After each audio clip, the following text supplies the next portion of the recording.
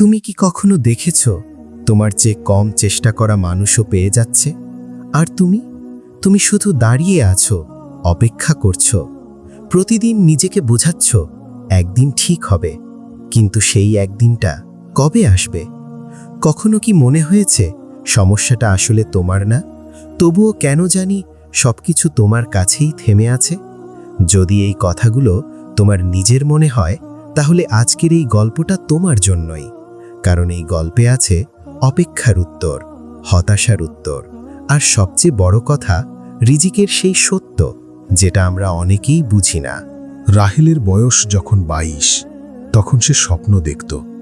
ছোট্ট একটা স্বপ্ন, বড় কিছু না, শুধু একটা ছোট্ট ঘর, একটা ছোট্ট সংসার, আর মায়ের মুখে একটুখানি হাসি। বাবা মারা গিয়েছিলেন যখন সে মাত্র 7 বছর। সেই থেকে মা একাই সংসার টেনেছেন। পাশের বাড়িতে কাপড় সেলাই করতেন, রাতে চোখ জ্বলে গেলেও থামতেন না। রাহেল বড় হয়েছে সেই সেলাই মেশিনের শব্দ শুনতে শুনতে। রাতের পর রাত ঘুমের আগে শেষ যে শব্দটা কানে আসত, সেটা মায়ের সেলাই মেশিন। সে পড়াশোনা করেছে, ভালো রেজাল্ট করেছে, ডিগ্রি পেয়েছে। মা সেদিন কেঁদেছিলেন আনন্দে, বলেছিলেন, বাবা, এখন আমাদের দিন ফিরবে। কিন্তু দিন ফেরেনি। চাকরির আবেদন করেছে রাহেল, একটা না, দুটো না, 100-র বেশি জায়গায়। কোথাও থেকে ডাক এসেছে, কোথাও আসেনি। যেখানে ডাক এসেছে সেখানে গিয়ে দেখেছে চাকরিটা হলো না। কারণ কখনো অভিজ্ঞতা নেই, কখনো পদ পূরণ হয়ে গেছে, কখনো শুধু চুপ করে থাকা, কোনো উত্তর নেই। মাস যায়, বছর যায়।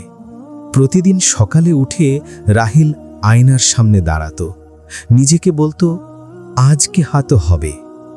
সন্ধ্যায় ঘরে ফিরত খালি হাতে। মা কিছু জিজ্ঞেস করতেন না, শুধু চা বানিয়ে দিতেন। সেই চায়ের ভেতর কতটুকু ভালোবাসা মিশানো থাকত সেটা রাহেল বুঝত, কিন্তু তখন সেই ভালোবাসাও বুকে চাপ দিত। কারণ ভালোবাসা যখন সাক্ষী হয় কষ্টের, তখন সে আরো বেশি কাঁদায়। পাড়ার মানুষ কথা বলতো, কেউ আড়ালে, কেউ সামনেই। রাহেলের কপাল নেই, পড়াশোনা করে কি লাভ হলো? এত বছর চেষ্টা করে যদি না হয়, তার মানে হলো না। সেসব কথা রাহেলের কানে আসত। সে চুপ থাকত, কিন্তু রাতে বালিশে মুখ গুজে কাঁদত, একদম নিঃশব্দে, মা যেন না শোনেন। একদিন রাতে, সেটা ছিল শীতকাল, ডিসেম্বরের শেষের দিক। রাহেল আর পারছিল না, মনে হচ্ছিল সব শেষ। চারদিক থেকে মনে হচ্ছিল একটাই কথা, তুমি যথেষ্ট না। সেই রাতে সে উঠে বসল। ঘরে বিদ্যুৎ ছিল না। মোমবাতির আলোয় পুরনো একটা ডায়েরি খুলল। বাবার ডায়েরি। বাবা লিখতেন। সেই ডায়েরি মা তুলে রেখেছিলেন। একটা পাতায় বাবা লিখেছিলেন, আল্লাহ যখন কারো রিজিক আটকে রাখেন, তখন সে বুঝতে পারে না কেন, কিন্তু আল্লাহ জানেন।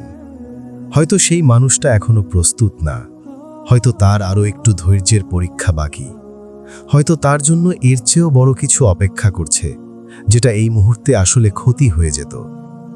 রাহেল পড়ল, আবার পড়ল। মোমবাতির আলো কাঁপছিল। বাইরে শীতের বাতাস জানালার ফাঁক দিয়ে আসছিল, আর রাহেলের চোখ দিয়ে চুপচাপ পানি নামছিল। কিন্তু এবার সেটা শুধু কষ্টের পানি না, এই পানিতে একটু আলোও ছিল। বাবা চলে গেছেন 15 বছর আগে, কিন্তু সেই রাতে বাবার কলমের আঁচড় যেন রাহেলকে বলল, বাবা, থামিস না। পরদিন সকালে রাহেল উঠল, মুখ ধুল, নামাজ পড়ল, এবং প্রথমবারের মতো, সত্যিকারের প্রথমবার, সে 2 হাত তুলে শুধু বলল, আল্লাহ, আমি জানি না কেন দেরি হচ্ছে, কিন্তু তুমি জানো। আমি ভরসা রাখলাম। এই দোয়াটা আগেও করেছে সে, কিন্তু সেদিনের মতো করেনি। আগে দোয়া করত ভয় থেকে, সেদিন করল বিশ্বাস থেকে। সেই বছরই বসন্তে একটা ছোট্ট ঘটনা ঘটল। রাহেলের এক পুরনো বন্ধু ফোন করল, বলল তার অফিসে একজন দরকার। কাজটা ছোট, মাইনেও বেশি না, কিন্তু কাজটা তার যোগ্যতার। রাহেল গেল। সেদিন ইন্টারভিউতে যখন বসেছিল, তখন অফিসের বস একটা প্রশ্ন করেছিলেন, এতদিন কি করেছ? রাহেল সত্যি কথা বলেছিল চেষ্টা করেছি, হয়নি, কিন্তু থামিনি। বস চুপ করেছিলেন কিছুক্ষণ, তারপর বললেন, এই উত্তরটাই আমি খুঁজছিলাম। রাহেলের চাকরি হয়েছিল, কিন্তু গল্পটা এখানেই শেষ না। কারণ সেই চাকরিতে যোগ দেওয়ার 3 মাস পরে রাহেল জানতে পারল আগের বছরগুলোতে যে চাকরিগুলো হয়নি সেগুলোর একটাই তার এক পরিচিত গিয়েছিল। সেই প্রতিষ্ঠান 6 মাস পরে বন্ধ হয়ে গেছে। আরেকটা জায়গায় যে চাকরি হয়নি সেখানে পরে জানা গেল ভেতরের পরিবেশ এতটাই খারাপ ছিল যে মানুষ মানসিকভাবে ভেঙে পড়েছিল। রাহেল সেদিন মনে মনে বলেছিল, আল্লাহ আমাকে আটকেছিলেন না, আল্লাহ আমাকে বাঁচিয়েছিলেন, কিন্তু আমি তখন জানতাম না। চাকরিটা হয়েছিল, কিন্তু রাহেলের মনে শান্তি আসেনি সাথে সাথে। মানুষ ভাবে একটা সমস্যা মিটে গেলেই বুঝি সব ঠিক হয়ে যায়, কিন্তু বাস্তবটা অন্যরকম। বছরের পর বছর যে মানুষ কষ্টের ভেতর থাকে তার মনের ভেতর একটা ক্ষত তৈরি হয়। সেই ক্ষত সহজে সারে না। চাকরি হলেই সেই ক্ষত মিলিয়ে যায় না। রাহেল অফিসে যেত, কাজ করত, বাসায় ফিরত, কিন্তু ভেতরে ভেতরে একটা অদ্ভুত শূন্যতা থাকত। মনে হতো এতদিন যে স্বপ্ন দেখেছিলাম সেটা কি শুধু এটুকুই ছিল, শুধু একটা চাকরি? মায়ের মুখে হাসি এসেছে, সেটা দেখে ভালো লাগতো, কিন্তু রাতে একা ঘরে বসলে মনে পড়ত সেই হারানো বছরগুলো, সেই দিনগুলো যখন পাড়ার মানুষ কটু কথা বলতো, যখন বন্ধুরা একে একে এগিয়ে গিয়েছিল আর সে পিছিয়ে ছিল।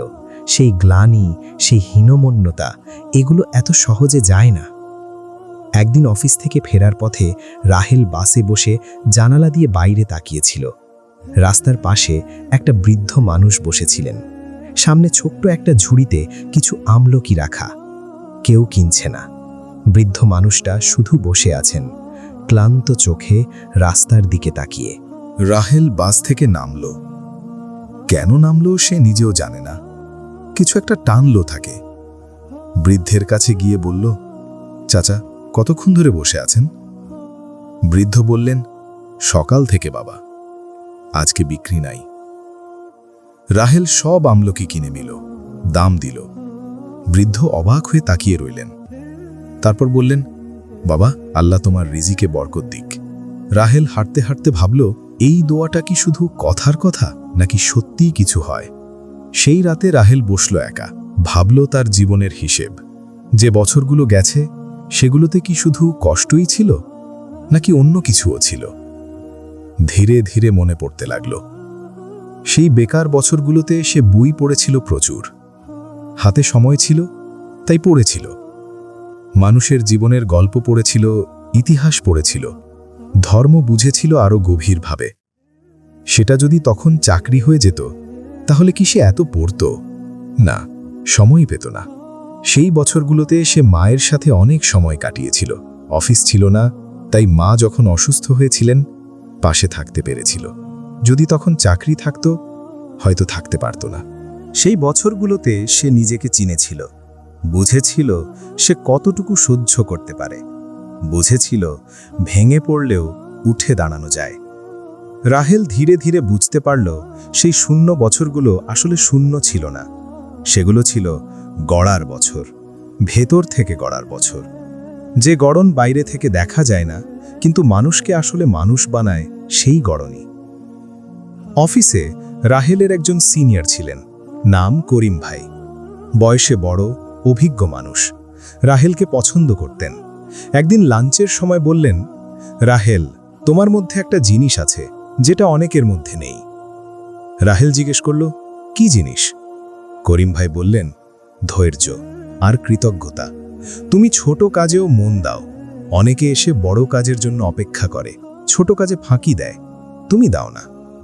রাহেল জিজ্ঞেস করল, এটা কিভাবে বুঝলেন? করিম ভাই হাসলেন, বললেন, যে মানুষ কষ্ট পেয়েছে সে জানে প্রতিটা সুযোগের দাম, আর যে জানে দাম সে নষ্ট করে না। সেই কথাটা রাহেলের বুকে গেঁথে গেল। সে বুঝল তার দেরিটা তাকে শুধু অপেক্ষা করায়নি, তার দেরিটা তাকে শিখিয়েছে, গড়েছে, পাকিয়েছে। যে মানুষ রোদে পুড়ে বৃষ্টিতে ভিজে বড় হয় সেই গাছ অনেক শক্ত হয়। যে গাছ ঘরের ভেতর বড় হয় সে নরম থাকে। রাহেলকে আল্লাহ রোদে রেখেছিলেন, বৃষ্টিতে রেখেছিলেন, কারণ তাকে শক্ত করতে হবে। মাস তিনেক পরে অফিসে একটা বড় প্রজেক্ট এলো। বস সবাইকে ডাকলেন, বললেন এই প্রজেক্টে একজন লিড দরকার, যে দায়িত্ব নিতে পারবে, ধৈর্য ধরতে পারবে, চাপের মধ্যে ভেঙে পড়বে না। করিম ভাই রাহেলের নাম বললেন। রাহেল অবাক হলো, সে তো নতুন এসেছে, এত পুরনো মানুষ থাকতে তাকে কেন? করিম ভাই পরে বললেন, রাহেল, পুরনো হওয়া মানে যোগ্য না, যোগ্য সেই যে প্রস্তুত। তুমি প্রস্তুত। রাহেল সেই দায়িত্ব নিল, ভয় ছিল কিন্তু পালিয়ে যায়নি। প্রজেক্টটা সহজ ছিল না, রাত জেগে কাজ করতে হয়েছে। অনেকবার মনে হয়েছে পারবে না, কিন্তু প্রতিবার যখন মনে হয়েছে পারবে না, তখন মনে পড়েছে সেই বছরগুলো যখন 100টা চাকরির আবেদন করে একটাও হয়নি, যখন মোমবাতির আলোয় বাবা ডায়েরি পড়েছিল, যখন বলেছিল আল্লাহ আমি ভরসা রাখলাম। সেই স্মৃতিগুলো শক্তি দিত। প্রজেক্ট শেষ হলো, সফলও হলো। বস সবার সামনে রাহেলের প্রশংসা করলেন, কিন্তু রাহেল সেই মুহূর্তে বসের দিকে তাকায়নি, তাকিয়েছিল জানালার বাইরে আকাশের দিকে। মনে মনে বলেছিল, আল্লাহ তুমি দেরি করেছিলে, কিন্তু ভুল করনি। সেই রাতে বাসায় ফিরে মা জিজ্ঞেস করলেন, কি হয়েছে বাবা? মুখ দেখে মনে হচ্ছে কিছু একটা হয়েছে। রাহেল মায়ের পাশে বসল, মায়ের হাত ধরল, বলল, মা তুমি কি কখনো রাগ করেছিলে আল্লাহর উপর? যখন বাবা চলে গেলেন, যখন কষ্ট ছিল? মা চুপ করে রইলেন কিছুক্ষণ, তারপর বললেন, রাগ না বাবা, কিন্তু প্রশ্ন করেছিলাম, কেন হলো এটা? কেন আমাদের এত কষ্ট? রাহেল জিজ্ঞেস করল, এখন বোঝো? মা হাসলেন, সেই হাসিতে কতটা জীবন ছিল। বললেন, এখন বুঝি, তোমাকে দেখলেই বুঝি। রাহেল মায়ের কাঁধে মাথা রাখল। অনেক দিন পরে, ছোটবেলার মতো। মা আস্তে আস্তে মাথায় হাত বুলিয়ে দিলেন। সেই রাতে রাহেল বুঝল, রিজিক শুধু টাকা না, রিজিক শুধু চাকরি না। মায়ের এই হাতের স্পর্শও রিজিক, এই শান্তিও রিজিক, এই বোঝা পড়াও রিজিক। আর এই রিজিক পেতে হলে আগে সেই কষ্টের রাস্তাটা পার হতে হতো। জীবনে একটা সময় আসে যখন মানুষ পেছনে ফিরে তাকায়, হিসাব মেলায়, বোঝার চেষ্টা করে এত কিছু কেন হলো, এত কিছুর মানে কি ছিল। রাহেলের সেই সময়টা এলো তার 25 বছর বয়সে। সেদিন ছিল শুক্রবার। জুমার নামাজ পড়তে গিয়েছিল মসজিদে। ইমাম সাহেব সেদিন খুতবায় একটা কথা বললেন, যেটা রাহেলের বুকের ভেতর তীরের মতো গেঁথে গেল। বললেন, আল্লাহ যখন কোনো বান্দার রিজিক দেরিতে দেন, তখন তিনি আসলে সেই বান্দাকে অসম্মান করেন না, বরং তিনি সেই বান্দাকে এতটাই ভালোবাসেন যে তাড়াতাড়ি দিতে চান না, কারণ তাড়াতাড়ি দিলে সে নষ্ট করে ফেলত।